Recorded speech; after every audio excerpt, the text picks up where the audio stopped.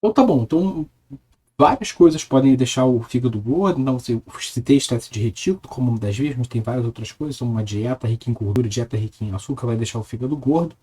E isso vai causar vários problemas envolvidos que estão relacionados com obesidade, como diabetes. E como é que a gente consegue fazer a reversão? É possível reverter a doença hepática gordurosa não alcoólica? É. É tanto usando drogas, quanto usando mudança de estilo de vida. Então, dependendo do nível da doença hepática gordurosa, ela pode ser reversível, tá? Então depende muito do nível que o paciente chega nessa doença. Às vezes o comprometimento do fígado é tão grande que você causa muito dano hepático e aí não adianta mais, tá? Mas uma coisa que você pode fazer é uma dieta de baixa caloria, tá? Se você reduzir a quantidade de calorias que o sujeito está comendo, você, em teoria, vai aumentar a degradação de lipídios e reduzir a quantidade de gordura estocada no fígado, tá? Então, nesse trabalho aqui, você tinha pacientes diabéticos tipo 2, obesos, que foram submetidos a uma dieta de muito baixa caloria, então uma dieta muito restritiva em níveis de caloria, tá?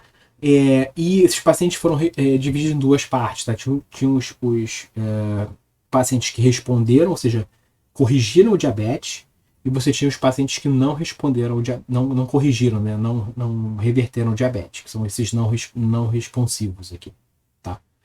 Independente de serem responsivos ou não responsivos, a dieta de baixa caloria causou efeitos no fígado muito parecidos. Então você tem redução da quantidade de triglicerídeos no fígado, tá? Então você tem uma redução do excesso de gordura estocado no fígado. Você tem uma redução da resistência à insulina, então você mede a resistência à insulina hepática, ela está reduzida, tá? E a produção de VLDL, então a quantidade de VLDL que é jogada para fora no fígado também, ou seja, isso altera a quantidade de triglicerídeos no plasma e de colesterol no plasma também, que causa dislipidemia, também está reduzida nesses pacientes. Tá? Então, uma dieta de baixa caloria foi capaz de reduzir a quantidade de gordura no fígado e, pelo menos, parte dos problemas.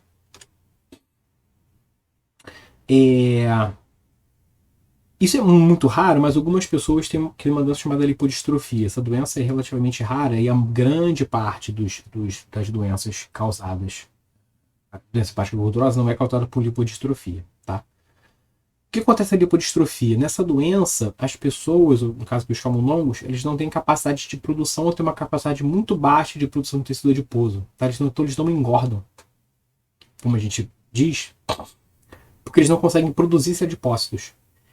Isso não quer dizer que eles ficam saudáveis, tá? Quando a lipodistrofia é muito comum você ter diabetes tipo 2, porque como você não tem aonde a gordura ser estocada, ela acaba se estocando rapidamente no fígado. Então, o camundongo, uma pessoa com lipodistrofia, ela é aparentemente magra, mas está com o fígado gordo, porque é lá que a gordura consegue arrumar abrigo, tá? Então, esses camundongos com lipodistrofia, o que eles apresentam? Eles apresentam uma menor capacidade de captar glicose, tá? Então, a captação de glicose é menor, provavelmente porque ele está diabético. Isso a gente vê aqui, você tem uma menor atividade de PI3 quinase, que tem envolvida com a via de insulina. Então, se você tem uma menor atividade de PI3 quinase no músculo e no fígado, que está representado aqui, você tem uma menor sensibilidade à insulina. Tá? Então, aqui eu estou comparando a barrinha branca com a barrinha preta, que é o camundongo selvagem, e aqui o camundongo com lipodistrofia. Você tem uma menor inibição de gliconeogênese no fígado induzido por insulina, tá? Então, se você mede que o quanto você dá insulina e vê o quanto que a produção de glicose pelo fígado diminui, ela é menor nos camundongos com lipodistrofia, e você tem mais gordura no músculo e mais gordura no fígado. Tá? Então, tem todo o quadro de uma doença hepática gordurosa não alcoólica. Nesse caso de lipodistrofia, isso mostra bem qual é o papel importante que o tecido adiposo tem no metabolismo integrado. É que se você faz um transplante de tecido adiposo, ou seja, você pega esse camundongo que não tem tecido adiposo e faz uma cirurgia e coloca tecido adiposo nele, vindo de um outro camundongo, e você tem uma correção desses efeitos. A partir do momento que ele tem células adiposas, elas podem engordar, você corrige a captação de glicose, você corrige a atividade de PI3 quinase, então você mostra que ele voltou a ficar sensível à insulina. Você corrige a capacidade da insulina de inibir gliconeogênese, mostrando isso de novo, e você reduz a quantidade de triglicerídeos tanto no músculo quanto no fígado. Ou seja, se você aumentar, agora pensando no indivíduo sem lipodistrofia, mas se você conseguir aumentar a capacidade que o tecido adiposo tem de acumular gordura, ele acaba retirando gordura do fígado e do músculo, e isso corrige parte dos efeitos. Então, a classe de glitazonas, que são remédios contra diabetes tipo 2, faz exatamente isso. Então, aumentar a capacidade do tecido adiposo de acumular gordura, para que a gordura fique acumulada no local correto, não se acumule no fígado. Uma outra forma é você tentar aumentar a capacidade que o fígado tem de queimar gordura. Tá? Então, por muito tempo foi usado para emagrecer o protonóforos. O que é isso? Ele é um desacoplador mitocondrial. Então, ele desacopla, como o nome diz, a fosforilação oxidativa da produção de ATP. Quando você tem essa mitocôndria desacoplada, ela não consegue gerar ATP a partir da fosforilação oxidativa.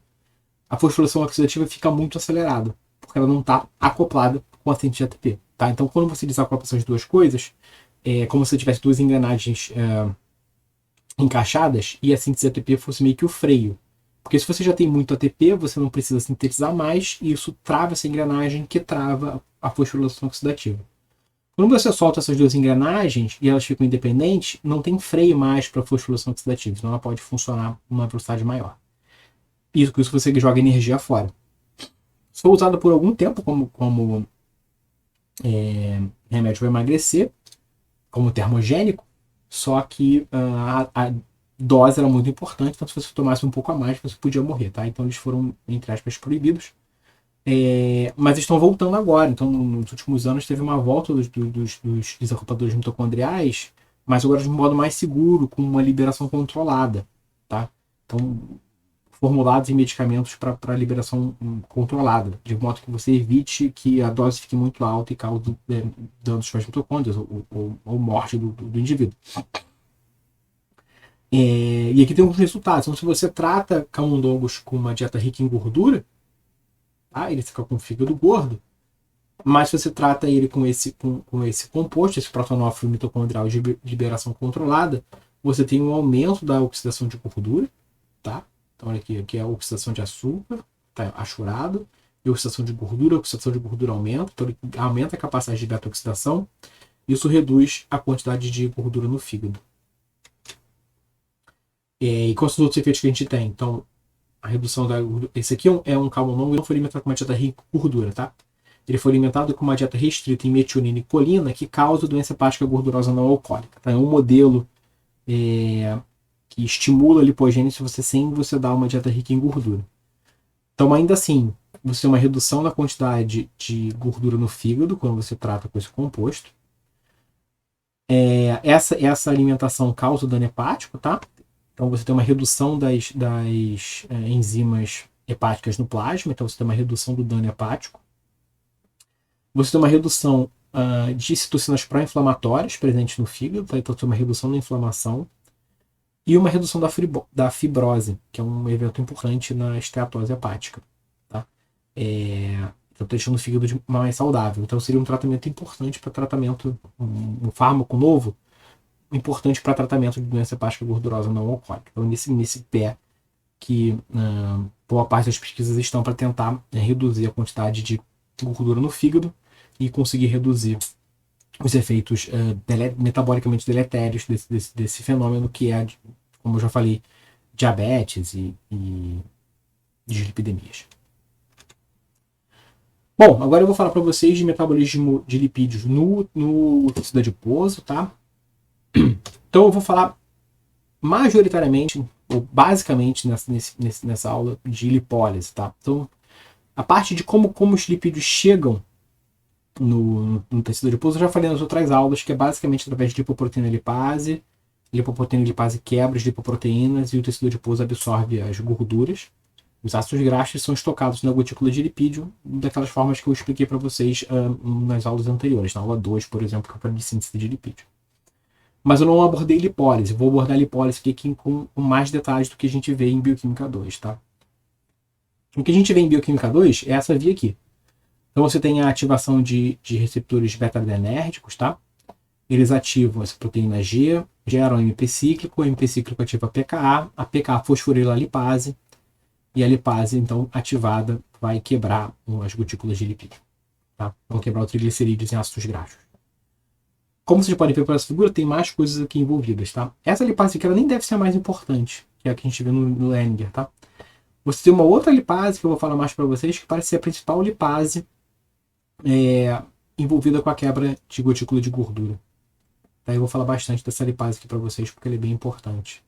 E tem vários correguladores junto com ela, tá? Então eu vou entrar em detalhe por aqui. Essa lipase que eu falei que deve ser a mais importante é a chamada TGL, tá? Que é, a tradução seria lipase de triglicerídeos adipocetário. Essa lipase ela foi descoberta por 3 grupos de trabalhos independentes em 2004. Tá? Eu estou pegando aqui um dos trabalhos que mostrou a presença dessa lipase, que hoje é considerada a principal lipase de adipócito envolvida com a quebra de triglicerídeos, mas eu já falei dela na aula de absorção também.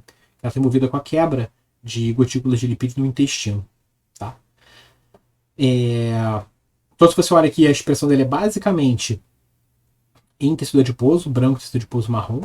Tá? Então, aqui a expressão quantidade, o gene ativo, basicamente só nesses tecidos. Tá?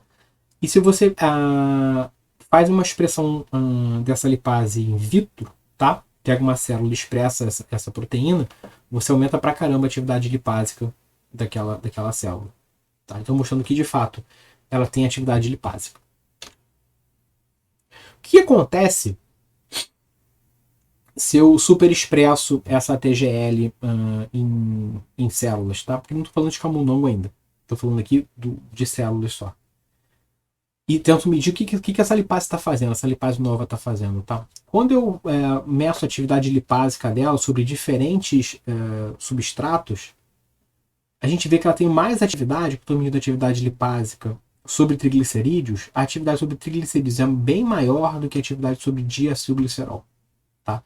Isso indica para mim que ela é uma triacilglicerol lipase, mais do que uma diacilglicerol lipase. Então ela quebra triglicerídeos, mas quebra pouco diglicerídeo. Tá?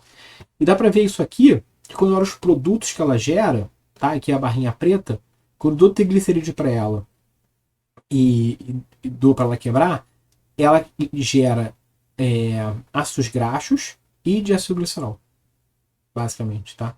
Então ela faz a primeira etapa de quebra, ela quebra o triglicerídeo em diacilglicerol e ácidos graxos. Quando eu olho a lipase hormônio sensível, que é a lipase mais clássica, ela basicamente não gera diacilglicerol, ela gera basicamente ácidos graxos. Então ela é capaz de quebrar em todas as etapas. Tá? Eu vou mostrar para vocês com menos eficiência, mas ela é capaz de quebrar em todas as etapas. E o que é interessante é que para que eu tenho duas lipases ao mesmo tempo? Tá? Por que eu tenho uma lipase hormônio sensível e uma TGL? A função delas é complementar. Tá? Então quando eu olho aqui a atividade da lipase hormônio sensível, faço uma expressão separada, né? Lipase hormônio sensível expressando na célula tem essa atividade lipásica. Quando eu expresso a TGL sozinha, ela tem essa atividade, mas se eu expresso as duas juntas, lipase hormônio sensível e a TGL, a atividade das duas juntas é maior do que a soma das duas. Então ela tem uma atividade sinérgica. Por isso que é importante ter as duas presentes. Elas estão em pontos separados e elas conseguem aumentar muito a atividade lipolítica da célula. Tá? E aí quando eu coloco só a TGL, eu gero um monte de diacilglicerol. Lembra que eu falei que ela não tem muita capacidade de diacilglicerol, mas quando eu coloco as duas juntas, esse diacilglicerol some. Então eu estou vendo aqui que eu tenho uma capacidade de quebrar em sequência. A princípio a TGL quebra o triglicerídeo e ele passa o hormônio sensível e quebra o diacilglicerol em seguida. Eu vou mostrar isso mais pra frente para vocês. Como é que a TGL é ativada nos adipócitos? Tá? Ela é ativada de modo similar à lipase hormônio sensível, que é aquela clássica de novo que tem no Leninger. Tá? Então ela é ativada via proteína G, por exemplo. Então se eu faço ativação farmacológica de proteína G, que é esse mais isso aqui, eu tenho um aumento da atividade da TGL. Então, olhando nesse gráfico aqui de baixo, tá? Aqui eu tenho 100 ativação, eu tenho esse nível de atividade, então olha a escala do gráfico aqui. A barra preta é quando a TGL está presente. Então eu tenho uma liberação de glicerol que fica aqui 75, mais ou menos. Quando eu ativo proteína G, essa liberação vai para mais de 1000. Tá? Então tem uma ativação bem significativa da atividade lipásica, da TGL, quando eu ativo proteína G. Mas eu não tenho uma mudança de localização da proteína na célula. E isso é importante, que já se sabia para lipase hormônio sensível. Tá? Então quando você olha aqui o quanto tem de lipase no citoplasma e o quanto tem de lipase nas gotículas de lipídio, independente do grau de ativação, você não tem diferença de onde a proteína está. Então ela continua no citoplasma, mas ainda assim tem um aumento da atividade. Tá? Se eu faço a inibição genética, tá, por RNA de interferência, então se eu inibo a TGL, você tem uma redução na atividade da atividade lipásica, quando tem uma inibição dessa proteína, mesmo com a ativação da proteína G. Tá? E se eu faço uma inibição imunológica, eu quero dizer, se eu coloco o anticorpo anti-ATGL em cubo junto com os tecidos, eu tenho uma mudança na atividade. Esse anticorpo inibiria a atividade, se ligaria na proteína, inibindo a atividade lipásica dela.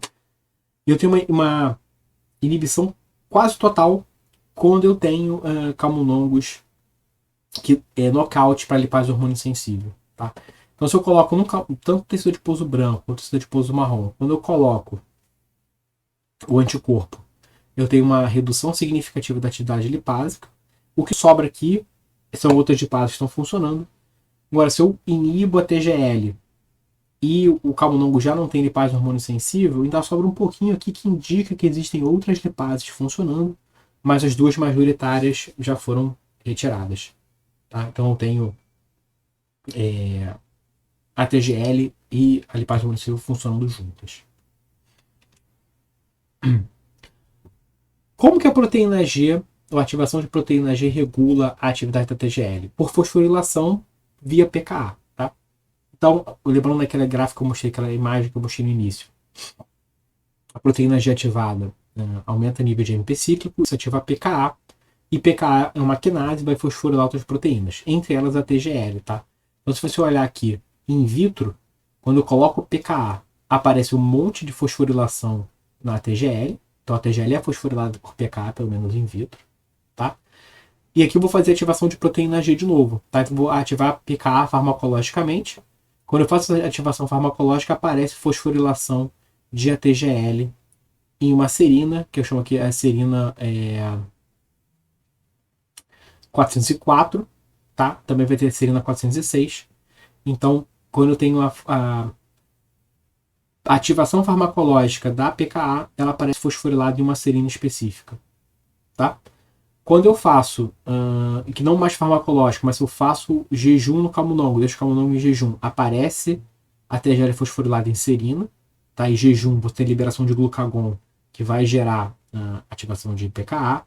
E se eu faço o camundongo fazer exercício, tá? Boto ele para correr na rodinha, também aparece a TGL fosforilada, que também é uma forma de ativar pKa, tá? Você tem liberação de adrenalina, e aí você vai ter ativação de pKa também. Tá? Então, diferentes formas de ativação de pKa levam a fosforilação da TGL em serina. Qual é a importância dessa serina, então, ser fosforilada? Tá? Se eu faço uma mutação da serina, tá? Se eu pego essa serina que é fosforilada e tiro a serina e coloco uma alanina, e agora ela não pode ser mais fosforilada, a capacidade lipolítica da célula que está expressando essa proteína é reduzida. Tá? Então, a presença dessa serina e a capacidade dela de ser fosforilada é importante para a atividade da proteína. Tá? Então, sem a serina, a atividade lipolítica diminui porque ela não pode ser fosforilada. E isso não acontece, essa mudança de atividade não acontece por uma mudança estrutural na proteína. Tá? Então, se você olha a localização da enzima, e que a gente está vendo aqui em verde, está marcado com GFP,